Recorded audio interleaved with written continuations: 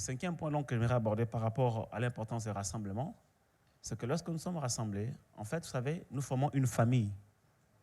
Nous sommes une famille. Donc, nous révélons à la face non seulement de ce monde physique, mais également à la face du monde spirituel que nous sommes unis.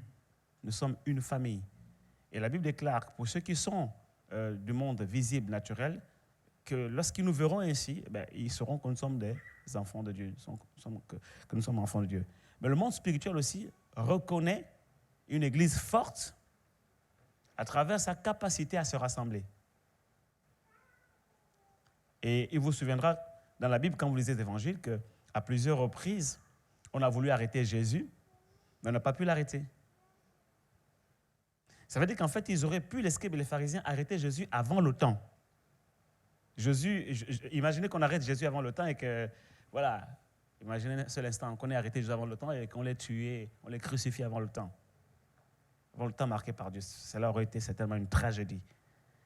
Mais la Bible déclare, à chaque fois qu'ils ont voulu l'arrêter, avant le temps, à cause de la foule, ils n'ont pas pu l'arrêter. Les gens étaient toujours autour de Jésus, rassemblés. Jésus était toujours entouré de plusieurs personnes. Il enseignait, il prêchait et voilà, il exerçait le ministère. Et à cause de la foule, ils n'ont pas pu l'arrêter. Donc, les rassemblements sont une force. Lorsqu'un peuple se lève, se rassemble pour défendre une cause, ce peuple devient une puissance, une force. Difficilement, je vais dire qu'on peut arrêter difficilement. Je pense par exemple à la construction de la tour de Babel. Ce n'était pas le plan de Dieu en fait. Ce n'était pas la volonté de Dieu que les hommes construisent la tour de Babel et puis élèvent une tour. Surtout, leurs intentions étaient mauvaises parce qu'ils voulaient atteindre le ciel de Dieu. Mais parce qu'ils étaient rassemblés, parce qu'ils étaient unis, ils étaient déterminés. À un moment donné, il a fallu que Dieu intervienne pour séparer les langues. Pour dire que même pour une cause qui n'est pas de la volonté de Dieu, je veux dire, lorsque un peuple est uni et déterminé, rassemblé à atteindre un objectif, ça peut ébranler les cieux. Alléluia. Ça peut ébranler les cieux. À un moment donné, il faut que Dieu lui-même intervienne pour dire non, stop. Et là, il a fallu que Dieu intervienne pour dire non, stop. Il a séparé les langues. Vous connaissez l'histoire, ça a passé ce moment-là, effectivement, qu'il y a eu dispersion des langues. Mais sinon, avant, on avait une seule langue. Peut-être que c'était ma langue maternelle. Bon, ça. Non, c'est pour rigoler, parce que Toussaint souvent me taquine en disant qu'au ciel, la langue qu'on parlera au ciel, c'est l'ingala. Donc vous comprenez qu'en fait, le fait de se rassembler comme ça, d'être unis pour un seul objectif, constitue une force. Une force, un pouvoir difficilement attaquable, difficilement arrêtable. Et c'est comme ça qu'on remporte de grandes victoires. C'est comme ça qu'on remporte de grandes victoires. Et ça, c'est très important. En fait, vous savez, c'est une façon aussi de manifester. Alléluia. Oui, nous marchons. Vous savez, lorsque le peuple d'Israël a renversé la tour, la muraille de Jéricho, c'est parce qu'ils ont marché pendant 7 ans. Ils ont fait 7 fois le tour. Voilà. Imaginez que chacun restait chez soi en disant « Oh, ben écoute, le Seigneur fera, etc. » Voilà. La tour de Jéricho, le mur de Jéricho ne serait pas tombé. Il fallait que le peuple se lève comme un seul homme et marche, fasse 7 fois le tour. Amen, amen. Donc c'est important que le peuple se mobilise pour une cause commune et marche à la suite du Seigneur. Et vous allez voir que les murs de Jéricho vont tomber. Et je crois de tout mon cœur que pendant ces 21 jours, les murs de Jéricho vont tomber dans la vie de plusieurs d'entre nous. Au nom de Jésus-Christ de Nazareth. Alléluia. Les murs de Jéricho vont tomber. Amen, amen. Quelqu'un est tenté de dire son cœur, mais les murs de Jéricho sont tombés au bout du 7e jour. Mais donc, on n'a pas besoin de faire 21 jours. 7 fois 3. Voilà. Et ils ont fait une seule fois 7. Nous, on a le Saint-Esprit, on va faire 3 fois 7. On acclame le Seigneur. Alléluia. Amen, amen, amen. Donc, pour les 15 dernières minutes qui me restent avant qu'on ne prie, j'aimerais vous parler de 3 caractéristiques du jeûne. 3 caractéristiques du jeûne. Alléluia. Thank you, Lord. Notre texte de base, on l'a bien compris, c'est Ésaïe, chapitre 58, verset 6. Ésaïe 58, verset 6, je peux le rappeler. « Voici le jeûne auquel je prends plaisir, dit Dieu. Détache les chaînes de la méchanceté, dénoue les liens de la servitude, renvoie libre les opprimés et que l'on rompe toute espèce de joug. » Je crois de tout mon cœur qu'à l'issue de ces 21 jours de jeûne et prière, les jougs vont éclater dans la vie de plusieurs personnes. Alléluia! Les jougs vont éclater. Tu vas être libéré de tout joug qui pesait sur ta tête, sur ton cou, sur tes épaules. Je les vois déjà éclater. Je vois ces esprits qui étaient derrière commencer à trembler parce qu'ils sentent déjà la manifestation de la puissance du jeûne et la prière. Et ils sont en train de résister un petit peu, mais il y en a qui sont en train de dire aux autres, ah, il est temps, il va falloir qu'on se dépêche, on doit faire nos bagages avant qu'il ne soit trop tard, avant que ça commence à chauffer. Alléluia! Oh, tu ne m'as pas compris. Si tu m'avais compris, tu vas saisir la parole prophétique pour ta vie. Yes! Le vrai joug fait éclater. Le vrai jeûne fait éclater les jougs. Amen, amen. Alléluia. Il libère des liens de la servitude dans la vie du dimanche. Joël chapitre 2, versets 15 à 16.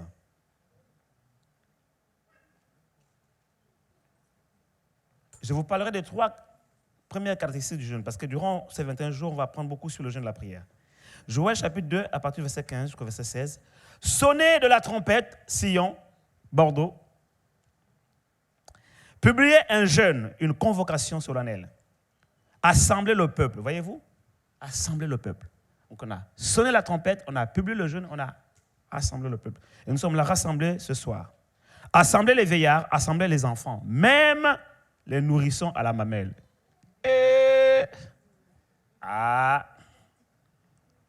Donc en ce moment, les moniteurs, les monitrices des écoles dimanche sont en train ils ont mis en place un programme de jeûne pour les enfants aussi, qui correspond à leur situation, à leur maturité. Vous devez savoir que c'est toute l'église qui jeûne, même les enfants, même les nourrissons. C'est écrit, hein? C'est pas moi qui l'invente. Hein? Que l'époux sorte de sa demeure et l'épouse de sa chambre. Les mariés. Ce n'est pas moi qui le dis. Hein? Non, mon frère, il faut laisser ma soeur en Christ tranquille. Hein? Alléluia. Oui, les frères là, surtout vous. Hein, Toussaint? Il faut laisser ma fille Carmen tranquille, on acclame le Seigneur.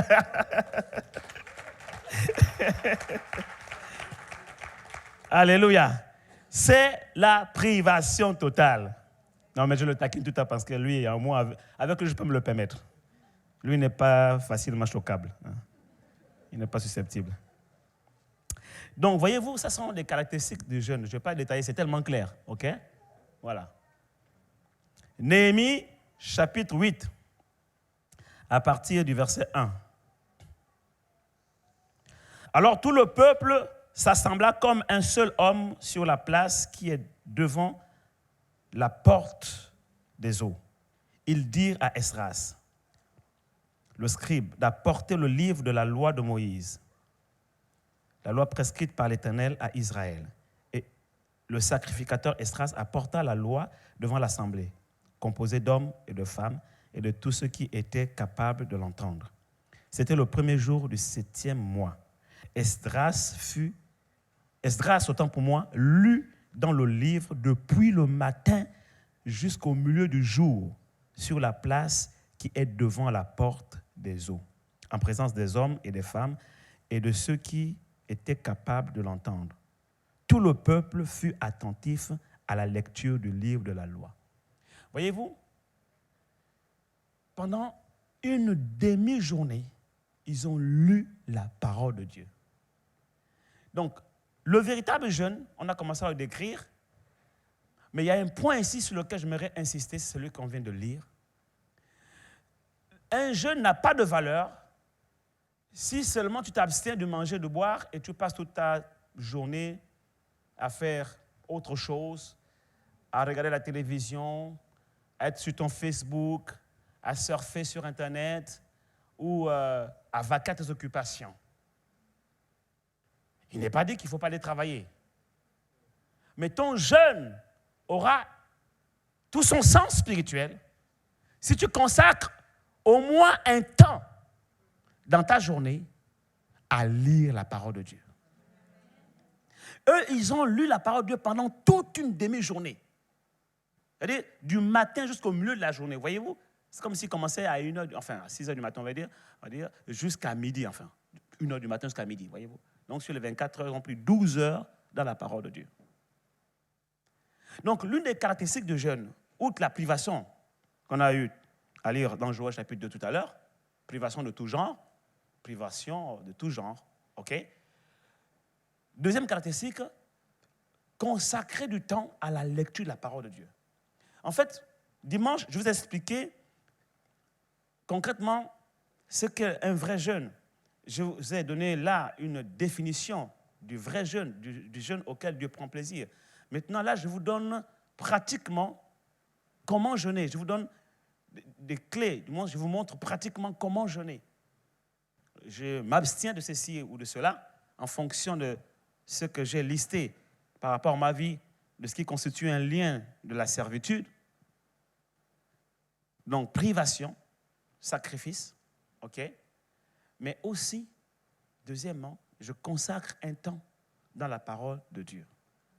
À lire la parole ou à l'écouter. Ici, dans Esdras, on voit les deux aspects. Il y a le sacrificateur qui lit la parole et le peuple qui écoute. D'accord? Donc, le moment où tu peux lire la parole et le moment où tu peux écouter aussi la parole. Et moi, je le fais. Je fais les deux. Des fois, je prends le temps de lire et des fois, je pose un peu parce qu'on ne peut pas passer toute la journée à lire. Je pose un peu. Mais comme je veux que mon esprit soit rempli de la parole, imprégné de la parole, alors je prends un message qui me parle en fonction de mon besoin spirituel en ce moment-là. Par exemple, si le Seigneur, dans ce que j'ai listé, me montre qu'il faut travailler sur la paresse, la négligence, pendant ces 21 jours de jeûne et prière, ça fait partie, par exemple, de l'un des points sur lesquels je vais travailler. Alors, qu'est-ce que je fais? Je cherche des enseignements, des bons enseignements sur vaincre la paresse, vaincre la négligence, par exemple.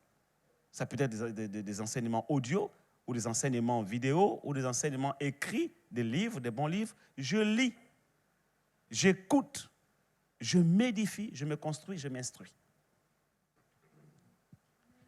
Le fait qu'ils aient pris toute une demi-journée à lire et à écouter la parole de Dieu nous montre l'importance de la parole de Dieu, la place que la parole de Dieu doit occuper pendant nos temps de jeûne et prière.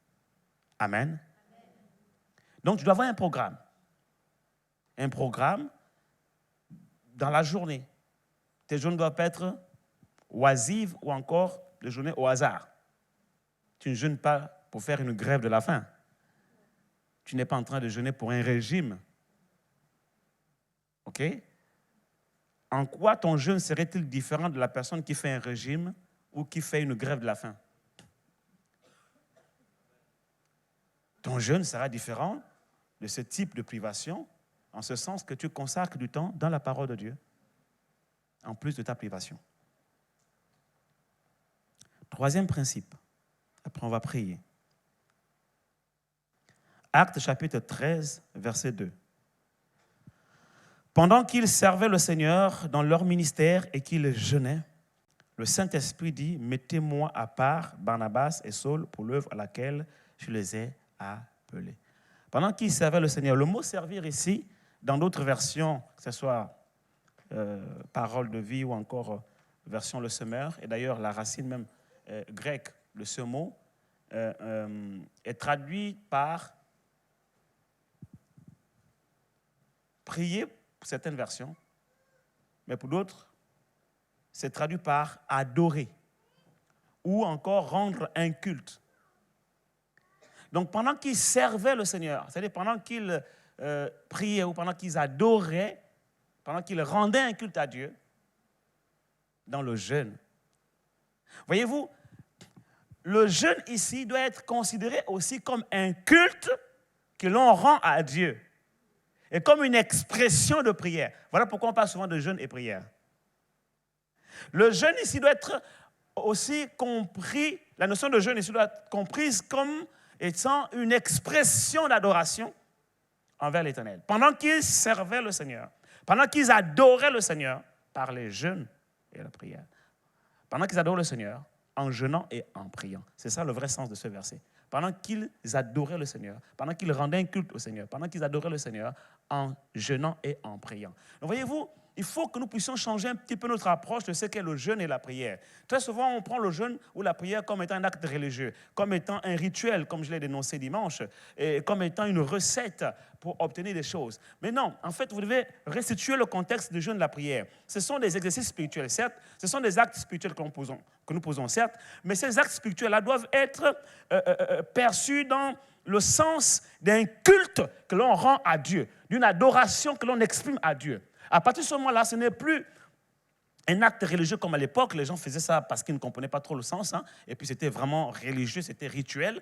Mais dans le Nouveau Testament, dans la Nouvelle Alliance, le jeûne et la prière s'inscrivent dans une logique d'adoration, d'un culte qu'on rend Dieu. Donc une expression d'amour. Alléluia. Une expression d'amour. Alors que dans l'Ancien Testament, c'était la loi, c'était des règles à respecter et c'était lourd parce que c'était une contrainte, c'était quelque chose, il fallait le faire. Et les gens, ceux qui étaient amenés à le faire, les croyants de l'époque, n'avaient même pas la capacité d'accomplir cette loi parce que c'était des gens qui n'étaient pas nés de nouveau, ils n'avaient pas le Saint-Esprit en eux. Donc ils le faisaient par contrainte, par obligation et c'était la loi, c'était l'obligation. Or, la chair était incapable d'accomplir la volonté de Dieu. Alors, nous sommes aujourd'hui dans la Nouvelle Alliance, gloire à Dieu. Nous sommes nés de nouveau et le Saint-Esprit nous a été donné et il habite en nous. C'est le Saint-Esprit qui nous rend capables d'accomplir la volonté de Dieu, d'accomplir les actes spirituels et de faire les choses que Dieu nous demande de faire. Voyez-vous, sans le Saint-Esprit, nous ne pouvons pas le faire. Donc, nous qui avons le Saint-Esprit, c'est un avantage par rapport à l'ancienne alliance. C'est pourquoi la Bible déclare que nous sommes, nous, la nouvelle alliance, fondée sur les meilleures promesses. Gloire à Dieu pour cela. Nous avons reçu la capacité d'accomplir les actes spirituels que les autres n'ont pas pu accomplir. Même les prophètes n'avaient pas le Saint-Esprit en eux à l'époque. Élie n'avait pas le Saint-Esprit en lui, et Jérémie et les autres n'avaient pas le Saint-Esprit en eux. Même eux, la Bible déclare qu'ils ont désiré plonger leur regard dans ces choses que nous vivons aujourd'hui, avoir le Saint-Esprit comme nous aujourd'hui. Cela ne leur avait pas été réservé. Mais pourtant, eux, ils ont fait des jeûnes de 40 jours. Ils ont fait des choses extraordinaires, n'est-ce pas? Mais nous avons le Saint-Esprit aujourd'hui. C'est important que vous compreniez que tout ce que nous faisons, la prière, le jeûne, la lecture de la parole de Dieu, ne doivent pas être accomplis comme étant des actes de contrainte, d'obligation. Ah oui, il faut le faire. Et puis, si je ne le fais pas, finalement, je serai condamné. Non. Nous ne sommes plus sous la loi. Alléluia. Nous sommes sous la grâce. Mais la grâce ne veut pas dire, voilà, je fais ce que je veux. Le mot grâce ici, ça veut dire un pouvoir surnaturel, une capacité surnaturelle. Donc, être sous la grâce, c'est être sous une capacité surnaturelle. C'est pourquoi lorsque l'apôtre Paul avait été tourmenté par cette écharde dans sa chair, cet ange de Satan, en nous termes un démon, et qu'il a prié Dieu pour que Dieu lui enlève, Dieu lui a dit « Ma grâce te suffit ». Ça veut dire qu'en fait, il y a une force, une capacité surnaturelle tellement suffisante dans ta vie que tu n'as même pas besoin que j'intervienne. Alléluia! C'est ça que Dieu veut faire comprendre à l'apôtre Paul.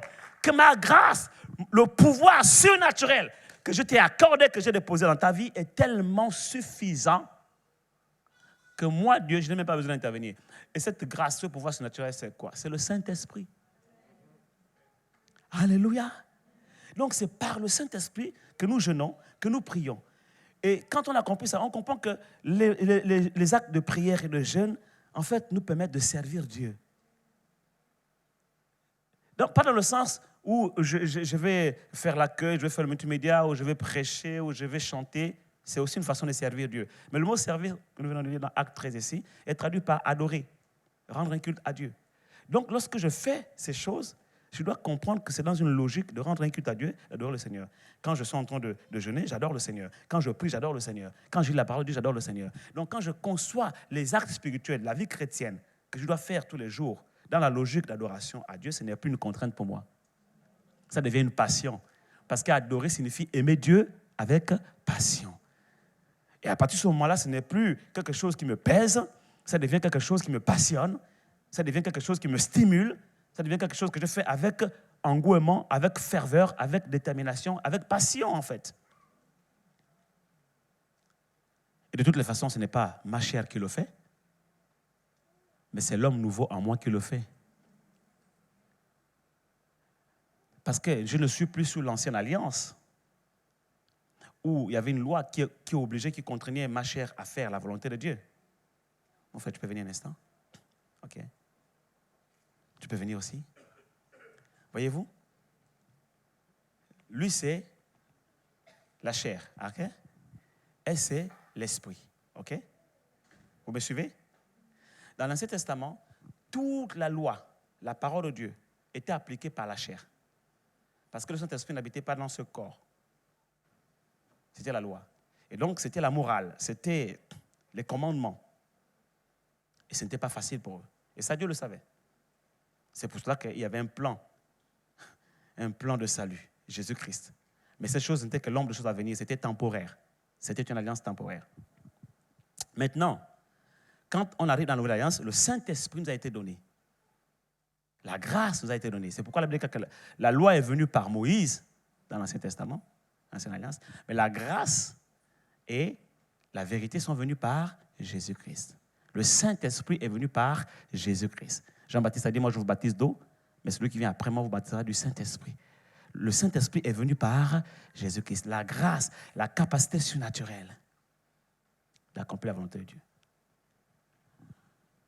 À l'époque, dans l'Ancien Testament, quand on disait « tu ne tueras point », on s'adressait à l'homme naturel. Et s'il tuait, lui aussi il était tué, œil pour œil, dent pour dent. Dans la Nouvelle Alliance, tous les commandements que vous voyez dans le Nouveau Testament ne sont plus des commandements de la loi, ne sont plus une loi humaine. Tous les commandements que vous voyez dans la parole de Dieu, dans la Nouvelle Alliance, dans l'Alliance du Saint-Esprit, tous ces commandements deviennent des commandements de l'Esprit, deviennent une loi de l'Esprit. Ça veut dire quoi? Quand Dieu, par exemple, dans le Nouveau Testament, dit « Sanctifiez-vous », en fait, il ne s'adresse pas à l'homme charnel. Il ne s'adresse pas à ton corps. Il ne s'adresse pas à ton corps. Parce que ton corps est incapable d'accomplir la volonté de Dieu. Qu'est-ce qu'il veut dire? La Bible déclare, vous connaissez le verset dans les Épîtres de Jean, « Quiconque est né de Dieu ne pêche pas. » Maintenant, je vous pose la question. Entre lui et elle, ou du moins entre la chair et l'esprit, lequel des deux est né de Dieu? L'esprit, n'est-ce pas? On l'a vu dimanche, n'est-ce pas?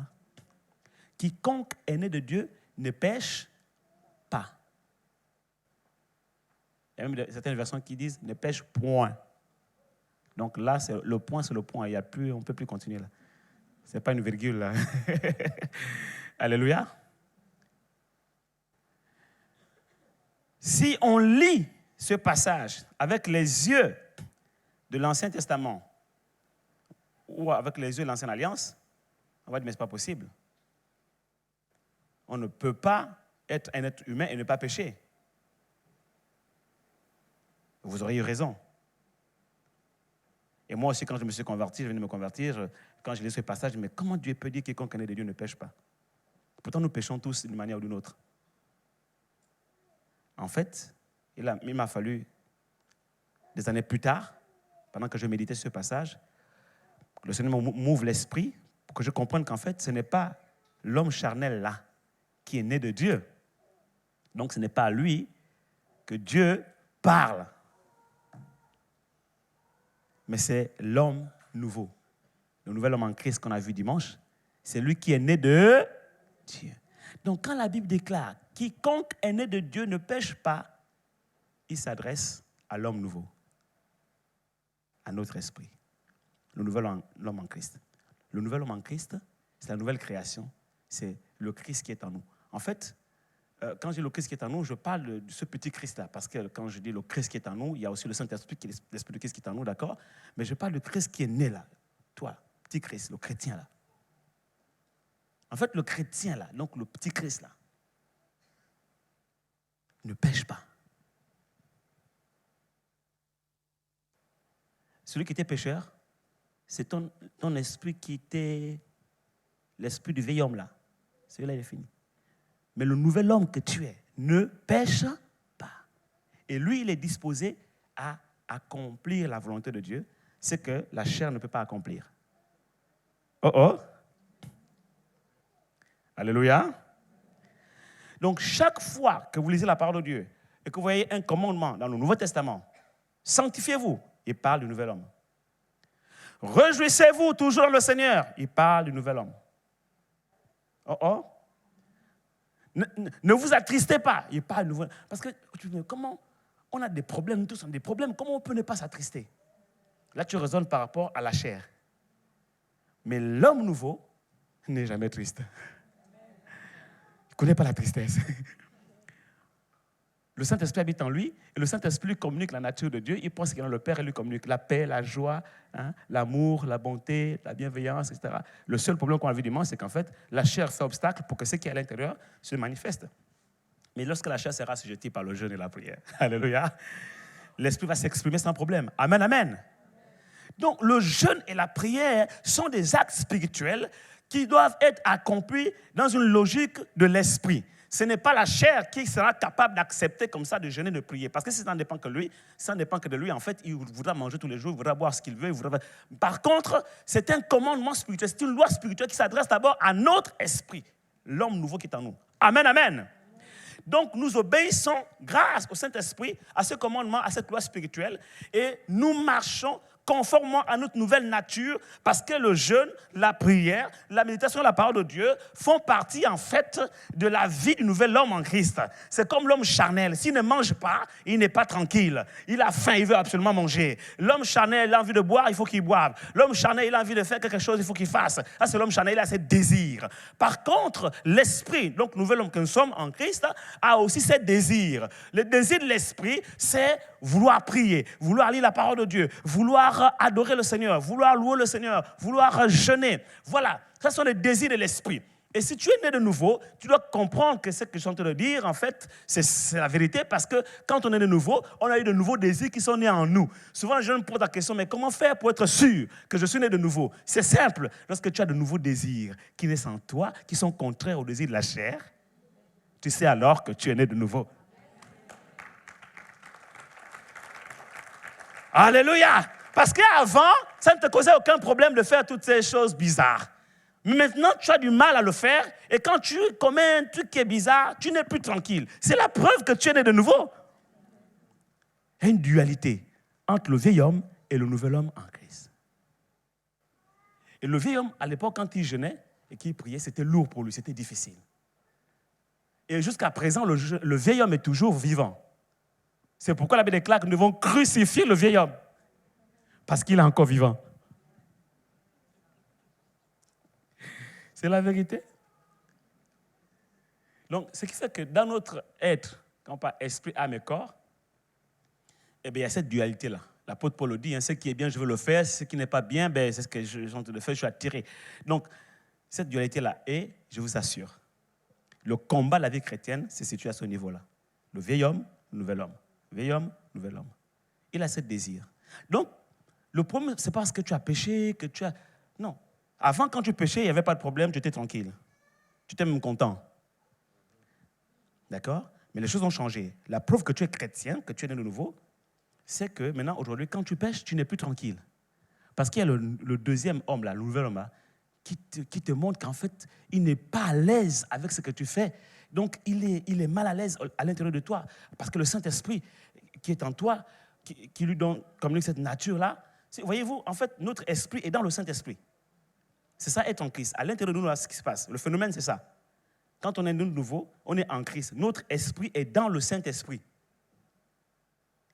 Et à partir de ce moment-là, nous avons la nature du Saint-Esprit, la nature de Dieu.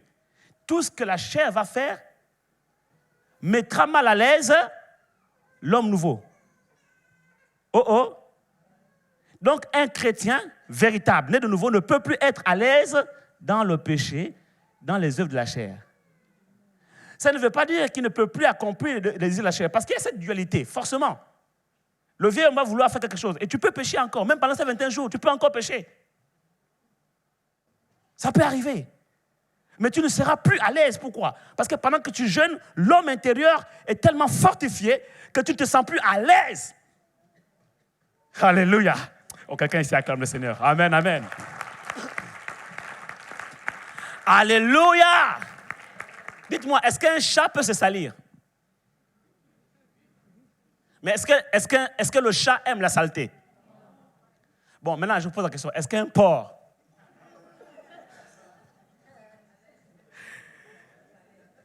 Un porc, je ne peux même pas poser la question s'il peut se salir. C'est sa nature, n'est-ce pas? C'est la différence entre le chrétien et le païen. C'est la différence entre le nouvel homme en Christ et le vieil homme. Le porc, est-ce qu'il peut arriver un jour que le porc soit propre? Si, ça peut arriver. Vous l'attrapez, vous le nettoyez bien, vous passez tous les javels, tous les produits désinfectants. Il va être propre, ok? Quelques instants. Dès que vous le lâchez, dans les minutes qui suivent, il repart dans la boue du péché. C'est la différence entre le vieil homme et le nouvel homme. Alléluia. Par contre, le chat, lui, n'est pas à l'aise dans la saleté. Donc, le moindre truc qu'il fait, il faut qu'il se dégage de ça. C'est ça le chrétien. Le chrétien, lui, dès qu'il fait quelque chose qui n'est pas bien, il n'est plus à l'aise. Il y a de nouveaux désirs, de nouveaux sentiments qui sont là. La nouvelle nature s'exprime. Alléluia. Donc le jeûne de la prière va vous aider à laisser exprimer cette nouvelle nature, comme on l'a vu dimanche, que ce qui est en nous soit révélé, que ce qui est là-dedans, la gloire, la doxa se révèle de plus en plus. Et au fur et à mesure, tu vas voir disparaître les mauvaises choses, tu vas voir tomber les liens de la servitude, c'est de nouer les liens de la servitude, tu vas voir les jougs éclater, tu vas voir en fait toutes les choses que tu aimais, qui n'étaient pas bien aux yeux de Dieu, que tu aimais autrefois, vont commencer à te dégoûter. En fait, quand on prêche ici, sanctifiez-vous, etc. Bien-aimés, ça, on fait notre travail. Mais nous savons pertinemment que si le Saint-Esprit n'a pas fait le sien, notre prédication sera vaine. Alléluia. Donc c'est le Saint-Esprit qui va faire ce travail en toi. Et le jeûne et la prière vont aider le Saint-Esprit à faire ce travail dans ta vie. Mais pour que ce jeûne soit aisé, ce jeûne soit vécu avec passion, avec ferveur, avec... abnégation avec motivation, il faut comprendre que c'est un exercice spirituel qui correspond à notre nouvelle nature et non à la chair. Parce que la chair ne voudra jamais se priver de quoi que ce soit. Et donc, ce n'est pas à la chair que Dieu s'adresse quand il s'agit de jeûner. Amen, amen. Et donc, vous aurez toujours ce combat-là pendant ce jeûne. La chair va tirer de son côté, mais l'esprit va tirer de son côté. Marchez selon l'esprit et vous n'accomplirez pas les désirs de la chair. Et si vous avez vaincu pendant ces 21 jours, il sera plus facile pour vous de vivre votre vie chrétienne parce que, vous savez, le plus difficile, c'est de vaincre. Une fois que vous avez vaincu, ça devient facile pour vous. C'est comme quand vous commencez à prier au départ, on vous demande, tu prends la décision de te lever à 5 heures du matin pour prier. C'est difficile. Ou 3 heures du matin pour prier. Au début, c'est dur. Mais au fur et à mesure que tu persévères, ça devient facile pour toi. Tu as vaincu, en fait. Ça devient aisé, ça devient une passion pour toi. Alléluia. C'est pareil pour le jeûne de la prière. Ça va être un peu difficile au départ. Des fois, tu vas rentrer dans la cuisine, tu vois le paquet de chips. Résiste. Des fois, tu ouvres le frigo, tu vois tout ce que tu aimes manger. Résiste. Mieux vaut même ne pas ouvrir le frigo. Il faut fuir, pendant ces 21 jours, il faut fuir les lieux de tentation, y compris le frigo, le congélateur. Acclame le Seigneur, alléluia. Amen, amen. Est-ce que c'est clair? Voilà, vous pouvez vous rasseoir, ok. Donc, c'est important, hein, les caractéristiques du jeûne et de la prière. Durant ces rassemblements, je vous partagerai encore d'autres principes. Lèvons-nous, on va prier. Thank you, Lord, thank you, Lord, thank you, Lord. Thank you, Lord. Merci pour ta grâce.